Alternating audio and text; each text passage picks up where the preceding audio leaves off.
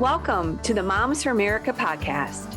Each week, we introduce you to special guests who share their personal stories and advice on how to build a strong foundation of faith, family, and freedom in their home, community, and country. Hi, moms. I'm Debbie Curlitis, your host. Thanks for joining us once again. Every week, we gather together to inspire, encourage, and educate moms in their journey through motherhood. We believe that liberty begins at home and that you moms, you are gifted with the most incredible blessing of raising the next generation. So right on the top of the show, I want to let you know about today's discussion and a very, very special guest. This is going to be really fun for me today because I get to interview a very special friend who is also our fearless leader at Moms for America. Kimberly Fletcher is the president and founder of Moms for America that started in 2004 in Dayton, Ohio. Kimberly will share her personal story and why she started this amazing organization, what makes moms so incredibly special, and how the moms, yes, the moms are going to save our country. So stay tuned here. But before we get started, I want to take care of a little bit of business on the top here. For those of you that are listening for the very first time, welcome. I want to invite you to visit our website, momsforamerica.us. Check out all of our amazing resources, events, and programs. When you stop by, please sign up for our Mom Memo. This is our weekly newsletter, and this is how we stay connected and we can communicate with you and our community. Also, please become a podcast subscriber. I always have to ask that every week. Join us on the format, share the podcast with your friends. We're on Charisma Podcast Network. We're on all of the formats. So we're just absolutely thrilled that we have such a beautiful platform to connect with moms. We would appreciate it, like I said, if you tell your mama friends about this. We hope to educate, inspire them on their journey. And we just absolutely love connecting with moms. So on to today's episode. Like I mentioned earlier, I am just absolutely thrilled to have our president, Kimberly Fletcher, joining us today. Kimberly will be sharing how and why she started this organization, the powerful influence, and I mean the powerful influence of mothers. And she's also going to share a little bit of advice on raising your children in today's culture and the challenges that face us as moms. Kimberly is a military wife, mother of 8. Yes, you heard that, mother of 8. And she's also a grandmama. She's truly, truly an amazing woman. And I can say that because I work with her every day. She has many gifts and talents. And I get to say, welcome, Kimberly, to the Moms for America podcast. That sounds kind of funny. I can't believe I get to be here. It does sound kind of funny, but this is the first time I've been able to be on, and I feel very privileged and honored to be here. Oh, Kim, first, let's just introduce the ladies that are listening to your family real quick. Tell us about the Fletcher family.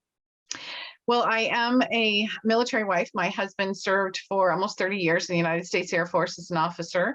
And the time that we were in the Air Force really helped me grow and appreciate the importance of family and faith and those connections around you to help you get through those difficult times when you're apart.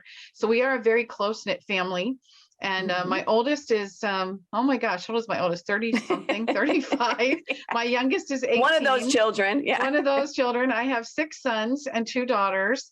And by the grace of God, our youngest daughter was an extra special gift we didn't expect. We adopted her. And she tells everybody that she's the one that mommy and daddy chose. Everybody else, we just got stuck with. So she's very happy to be that special person in our family. So cute. Well, some of our moms have not heard you speak, Kim, and they may be listening for the very first time. I would love to have you just at the beginning of the show here, just talk a little bit about why you started this organization. I know so many times you have told me that God called you to do this, that this was a mission from God. How did this happen? It absolutely was a calling from God. And I, as a mom, that's my whole focus. I was a homeschool mom. It took all of my time, and I served in our church and our community, but really it was all about family. And one day I'm sitting on the couch and I feel this overwhelming feeling that I need to start an organization and it's supposed to be about families and freedom. And I'm like, okay, that's crazy. And so What? for like the next 2 weeks, I'm sitting there, trying to get this thought out of my head and arguing with myself, like, what do I know about this? How could I possibly do anything like that? And until one day I realized I'm not arguing with me, I'm arguing with God. And of course, Mhm. I would do anything that he asked. And so I just, put my hands up and said, okay, Lord, what do you want me to do? And I remember having a conversation with my mom and telling her that I was feeling that I needed to start this organization. And she didn't laugh at me. That's the funny thing. I'm like, I don't know what to call it. That was my big hang up. What do I call this national organization? And she said, well, Mhm. why don't you call it what you know? And I said, what do I know? I'm just a mom and a homemaker. And she said, well, that's what you should call it. And I'm like, what? And so I realized, after a couple of weeks of again arguing with, I thought myself and realizing the Lord, he's calling me to do this. And so I kept asking the same question over and over and over again. Why me? There are so Mhm. many people who know so much more and could do a much better job than I could. And then he answered me one day and said, yes, but they'll do it their way. And I want it done my way. And he Mm. knew that I was going to have to do everything on my knees and rely on him because I had no idea what I was doing. And he put all the right people in my path. I had the right experiences. I was in the right places. I met the right people, all to guide me He and opened prepare those me. doors. It was he qualifies who he calls, and I Mm. definitely feel like he qualified me. But every day I still am questioning, am I doing what he wants? Am I hearing? Am I following in the path? And I the one thing that I can absolutely say is I'm giving everything that I can, and I listen to him and hope that I don't fall short. I take this very seriously. Well, it has been an amazing 18 years of Moms for America. Can you believe that, right? Let's talk about the three pillars. Um, the three pillars: empowering moms, promoting liberty, and raising patriots. That's the three pillars of Moms for America. But I'd like to just even move forward with that a little bit and talk about our mission. So that's our pillars. But what is the mission of Moms for America? The mission is something that has been it evolved at the very beginning. My whole idea was, now we have a megaphone. Let's go out there and let the media know we're here. We have another voice, and they would be like, "Oh, sure. What's the other side?" And we would talk to members of Congress or elected leaders, and they would say, "Oh, well, what's your opinion?" And I quickly realized that they don't care. The media has a specific agenda that they're not going to, stray from, and Mhm. those in elected office, most of them are politicians that don't have an understanding of what service means. And the only time they really care about us is when there's an election. And there are obviously exceptions to that, but unfortunately, it's become more of the rule than the exception. And I realized that I really wasn't being paid attention to at all. We had this megaphone, and they're like, "Yeah, we don't care what you have to say." And it was right around 2009 when the Tea Party launched, and we were highly involved in that. And I realized that there's a piece that's missing there. And that when all the people got involved in the Tea Party movement, started to fight for their freedom, I thought, okay, so all of those people are now doing what we were doing, but what is missing? And that's when it And hit that's me. when the mission came. That's when the real mission came, and it was Mhm. the home. And so our whole entire mission is to build a foundation of liberty in the homes of America. We do it through the mothers of America, so that they Mhm. can raise a new generation of patriots. And we're literally healing America from the inside out. We keep looking to Washington to solve our problems. And the more we look to Washington, the bigger the problem gets, because big government is the problem. And so we need to remember that we're not just a government for the people, but of and by the people. And when we can teach our children that, when we can Mhm. understand it ourselves, then suddenly we're empowered with a knowledge and understanding that transcends any person sitting in an elected office. It is, our rights come from God, and the Constitution protects them. And when you know those things, it's very empowering. When you know the true story of America that we used to be taught in schools, then it's like, oh my gosh, I have something to believe in and to fight for. And That's that's right. really what we do. That's right. Well, our organization is 500,000 moms of a network of moms. And we believe, right, Kim, that we're going to go into 1 million moms, that there is such a importance of reaching moms and encouraging moms and helping to train them, because they really have such an important role in society. They are the greatest influencers. So where do you see Moms for America going? Where are we headed? I think the moms are going to lead us where we're going to go. There is a Hmm. hunger and a big market out there for truth, for common sense. And Yes. I know we have moms who come to our Facebook page frequently who say, I'm not even conservative and these are my people. I mean, common sense resonates, people gravitate to truth, and you want to have your freedom. Freedom courses through our veins as Americans. We're used to it, where we gravitate to it. And when we feel like that freedom is being pulled away from us, we're going to start to fight for it, especially when it is Especially. affecting our children. And that's what we're seeing Absolutely. right now, is this national revolution, if you will, mom-led revolution. And Moms for America literally is at the forefront. So we've kind of become the hub for all of these moms across the country to come to be able to connect, to find support, to be able to stand up for those principles and values that we care about for our children. And I think Hmm. they are already leading the movement, and we're all coming together and supporting each other through it. So where I see is us just growing even more. And as Hmm. we are the light. We want other moms to become that light, to realize we're the light in the darkness. No We matter are. what happens, trials we face, we are the ones who can determine what the future is going to be. So we have a lot of projects and programs coming down the road. We're going to be celebrating Constitution Week in a big way. We celebrate it every year, but this year it's going to be even bigger. And Yes. we're going to be launching a National Constitution Bee. We're planning a bus tour. We have a lot of fun things to connect with moms across the country and help them feel a part of this movement, and in a positive way impact our country, protect our children, and defend those liberties that unite and support us all. Hmm. And when the moms come to us, they're looking for resources, they're looking for help, they're looking for guidance, they're looking for a community that they can connect with. Another project we're going to be doing is restoring patriotism, because if we do not teach our children to be patriots and the greatness of our country, we will lose the future. There are so many resources, and I'm just saying this directly to you, moms. Please visit momsforamerica.us. We have so many incredible resources for everything from cottage meetings to how to take back your school boards, how to homeschool, how to be a part of a community, and just really how to save America, because it all happens at our kitchen table. It all happens in our home. So, Kim, you are a mom with a dream, right? God plants this inside your soul, and you wanted to help save America, heal the country, empower moms. How can moms that are listening rise up? How can they answer the call? How can they get engaged? We might be a little intimidated by your story, okay? So you're at home with 8 kids, and all of a sudden now, 18 years later, God has risen you up beautifully to lead a national organization of 500,000, 1 million moms. But this may intimidate a mom that's listening. She may say, listen, I'm at home changing diapers. This isn't going to happen to me. But every day, God calls us to greatness, right?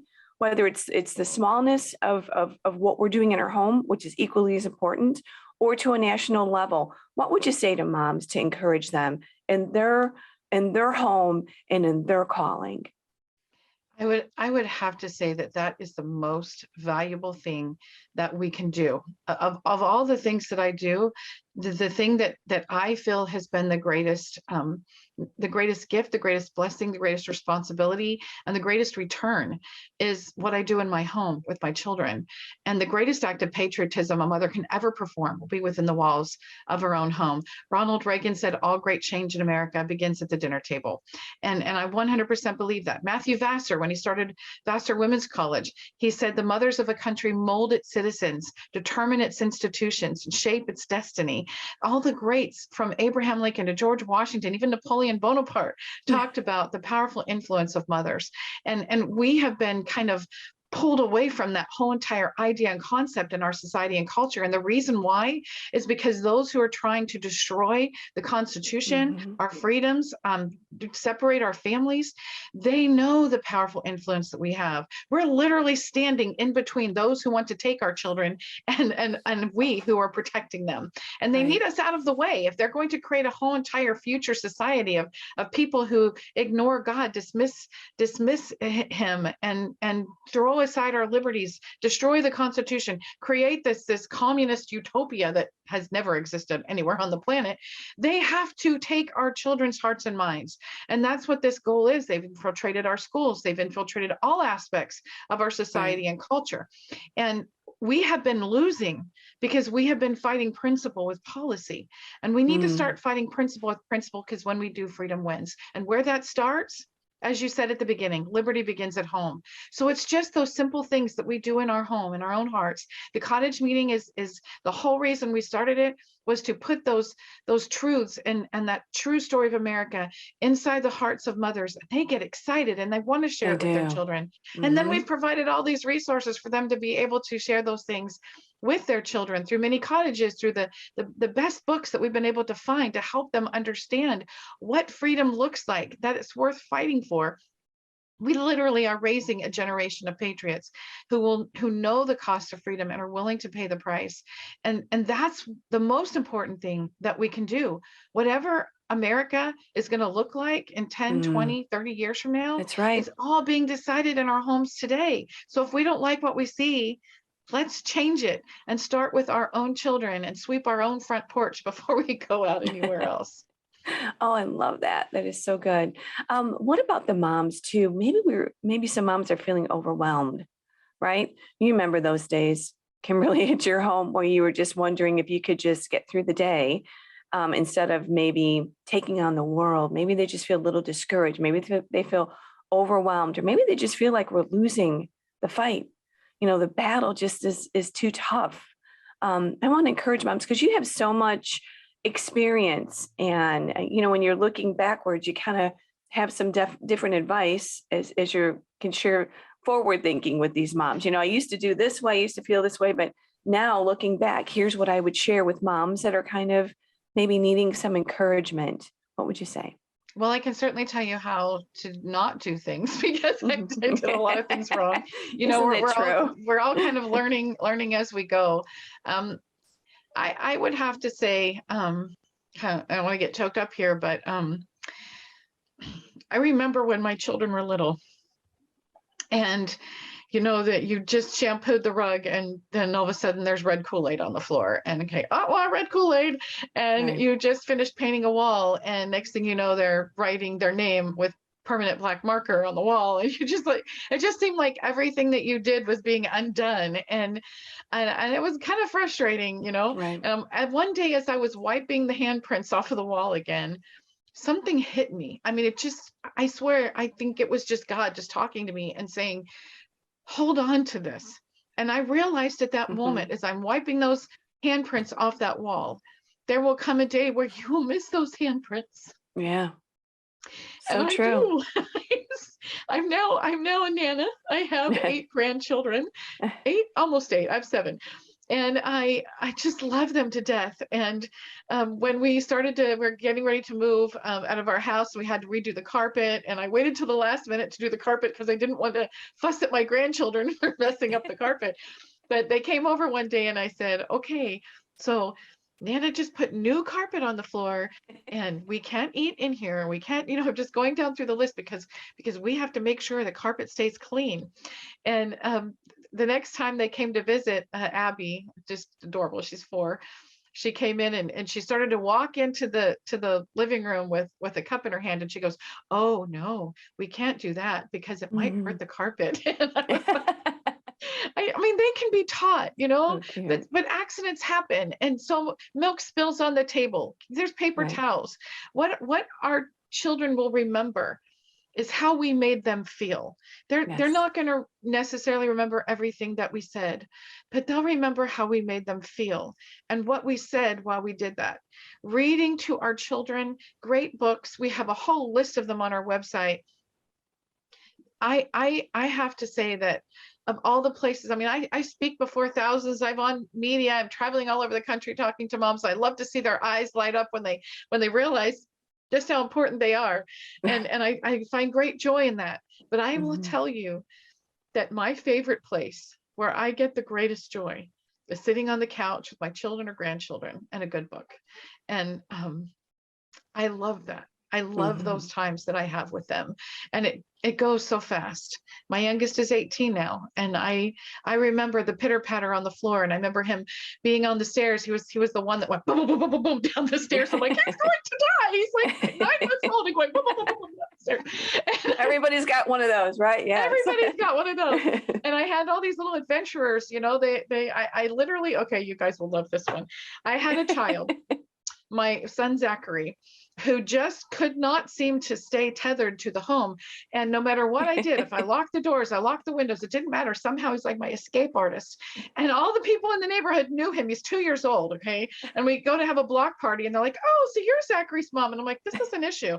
So I actually went and got a 100-foot dog runner and I tied it from the house to the tree post outside and I put a 50-foot line on it so that when I was making dinner, I just hook him on the line and I'm looking outside to make sure he's safe. And I remember one of the neighbors coming over and just going, oh my gosh, look at her. And I'm like, well, I know where my kid is. Where's yours? So it's like, I mean, we do what we have Moms to get do. creative when they need to, right? Creative. He was safe and I knew where he was and he wasn't running the neighborhood as a 2-year-old. So, you just roll with the punches. But I will say the greatest advice that I could possibly give to all you moms out there is first and foremost, realize that everything in our children's lives, they'll remember mom. They'll remember what mom said. They'll have that special place in our heart. So And true. God knows them more than we do. So do everything with him and you'll be okay. Amen. I love that. What about to the grandmas?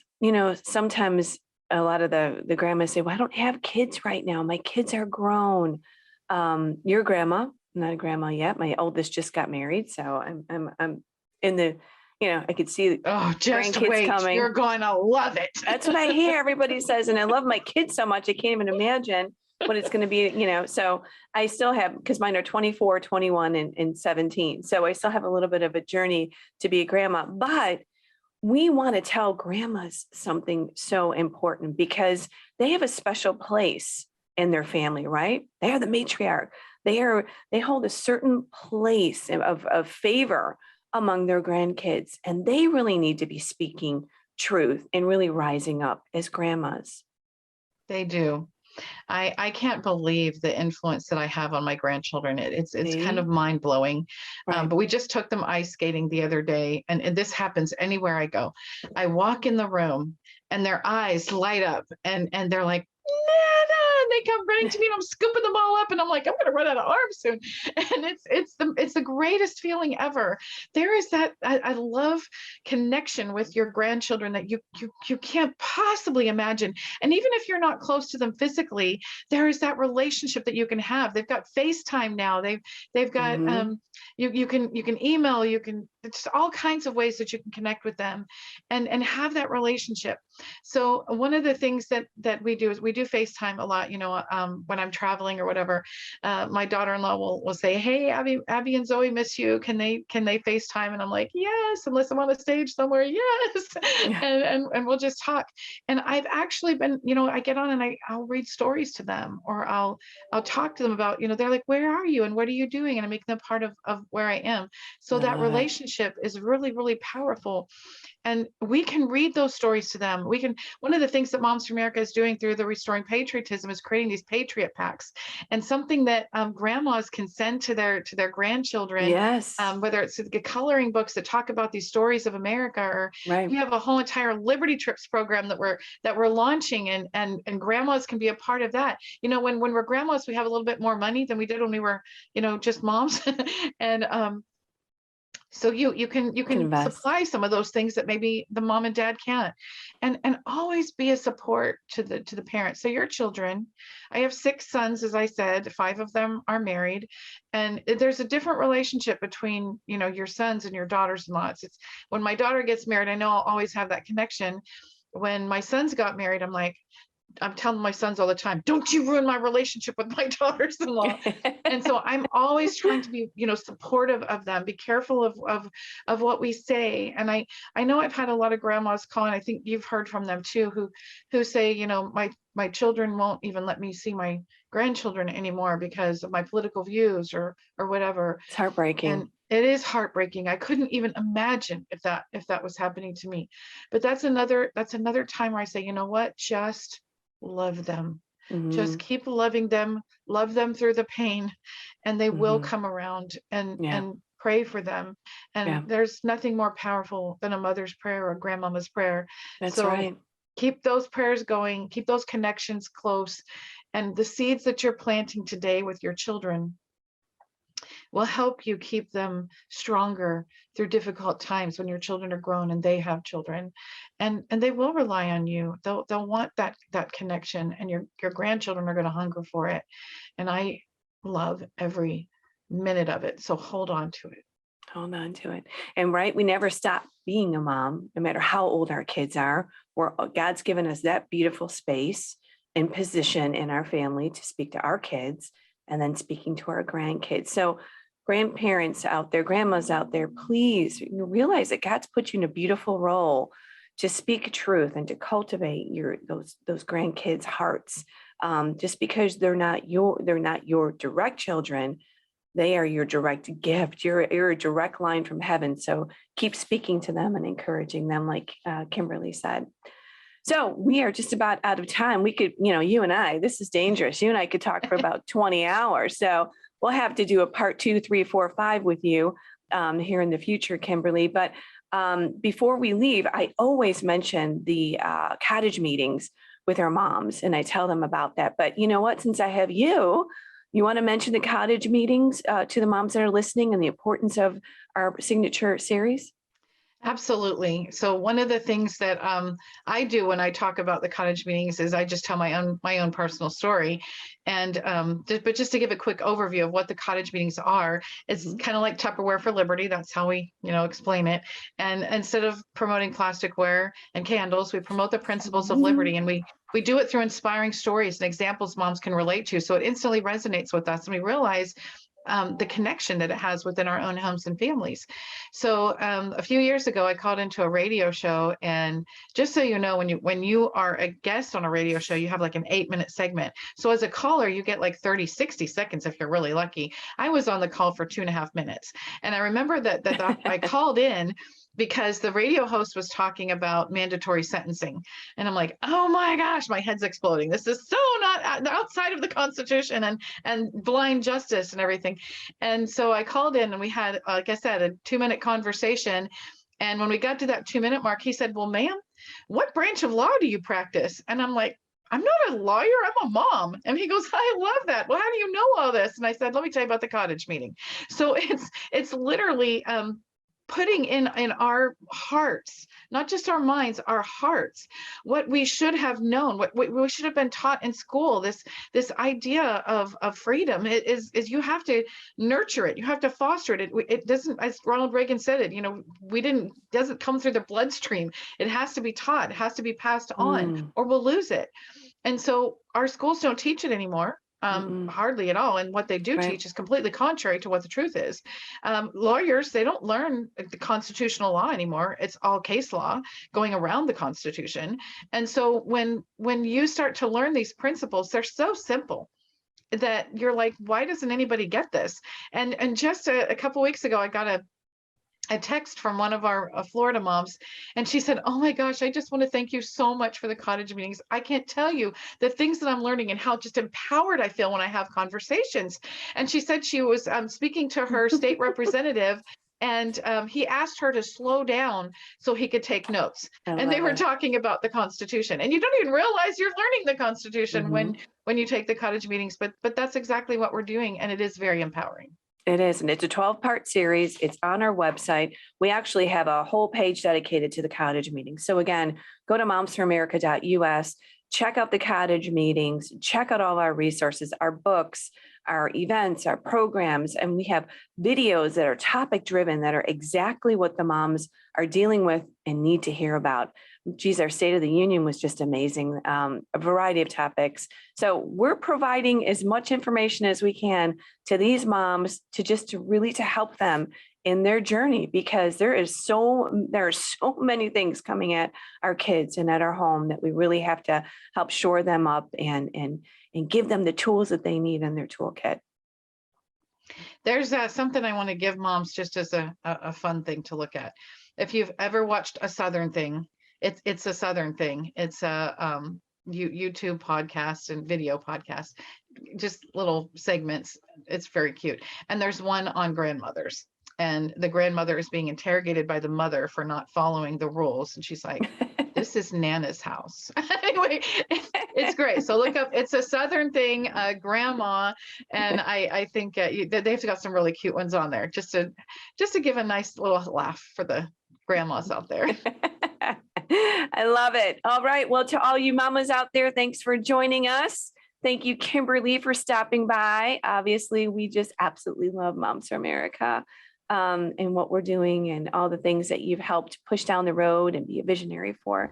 So thank you for joining us. And for everybody else, like, subscribe, and share. Join us next week on the Moms for America podcast, and let's keep changing our world one home at a time. Thanks.